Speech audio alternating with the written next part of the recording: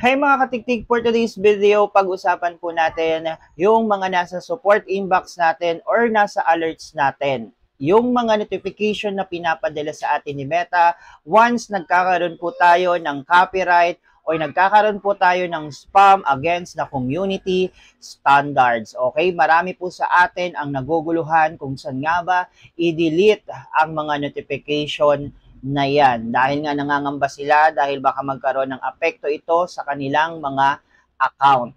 Okay? So, ipapakita ko sa inyo mga katiktik yung aking support inbox at mga notification. Kung makikita nyo dyan ay bonggang notifications galing kay Meta ang aking mga natanggap. Okay? So, yung mga spam na yan ay mga matatagal na po yan dito sa aking account na na-detect ni Meta. Alright? But for today's video, unahin muna natin itong mga copyright na ito. Okay? So kapag naka-receive po tayo ng copyright sa ating mga videos, ay nakalagay po dyan mga katiktik ay open. Okay? So ang gagawin lang po natin dyan ay bubuksan lang po natin yaan. So ipinapaliwanag po sa atin ni Meta kung ano po yung nangyari sa video natin. Na-mute po siya sa mga piling lugar o piling territory. Ibig sabihin po niyan, hindi po available yung mga music na yan na inilagay natin dyan doon sa ating mga video. So, meron po tayong pagpipilian kung ano yung mga pwede po nating gawin. Halimbawa na lang po ay i-accept po natin yung decision.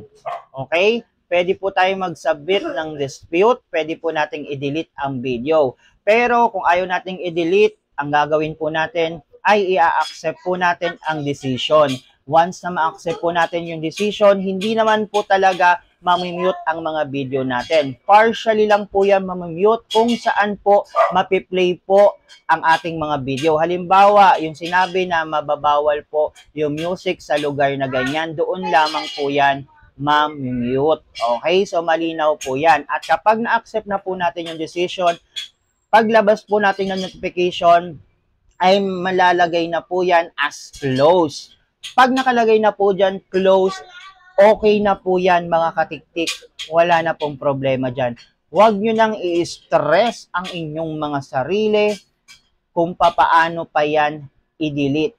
Okay? Tapos na po ang problema natin dyan dahil in-accept na po natin yung decision nila Meta. Okay? Okay, pagdating naman sa mga spamming mga katiktik, dito karaniwang maraming problema.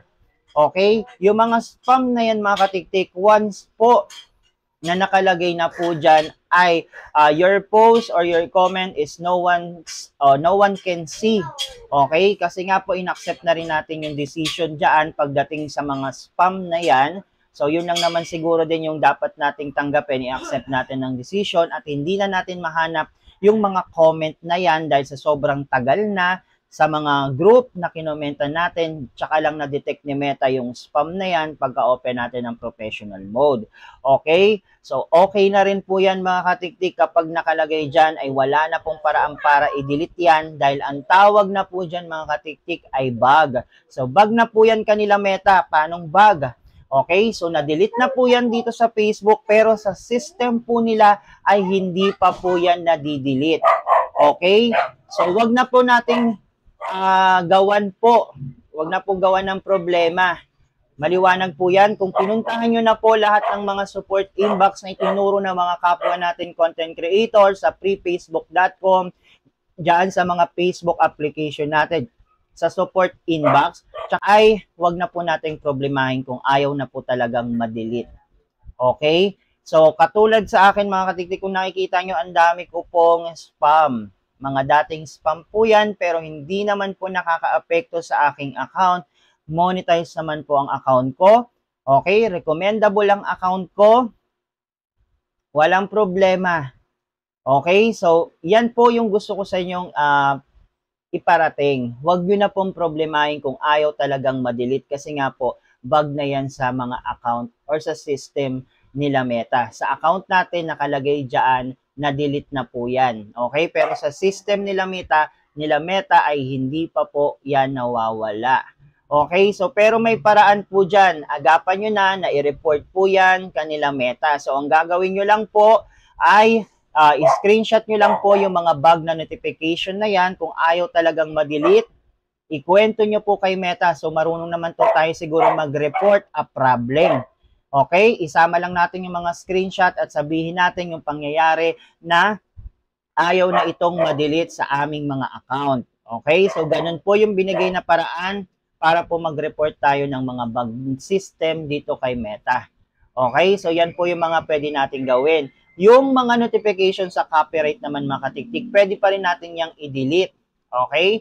I-delete natin dun sa mga tinuro sa atin kung saan siya pwedeng i-delete sa freefacebook.com. So pwede rin po yan doon. At saka sa creator support, pwede rin po nating i-delete yan doon kung available ang delete. Pero guys, okay lang yan na nandiyan yan kung close na po ang nakalagay. Huwag nyo na pong problemahin dahil naayos ang problema pag ganyan. So notification na lang po yan dyan. Kumbaga parang imbakan na lang po yan dyan ng ating mga nagawa. Okay? Huwag nyo lang problemahin. Pero kung gusto nyo pa pong gumawa talaga ng problema, kung gusto nyo pa pong mag-isip at may stress, hanapin nyo po kung saan pong pwede i-delete yan. Pero ako, sinasabi ko sa inyo, merong mga problema ang account kong ganyan, may notification, pero okay lang naman. Monetize po ako, okay? Wala pong problema sa account ko. Kumikita po, recommendable po ang aking account. Okay? So, hopefully, sana mga katiktik, naliwanagan po tayo pagdating dyan sa mga makukunat na nakalagay sa support inbox natin at sa ating mga notification dyan sa alerts. Okay? Hayaan nyo na lang po yan dyan. Huwag nyo nang stress ang sarili po ninyo. Maliwanag po ba yan mga katiktik? Okay, so kung maliwanag yan, kung may katanungan po kayo, i-PM nyo lang po ko. And don't forget to follow Madam Tiktik for more video tips and tutorial. Kikikikikiki!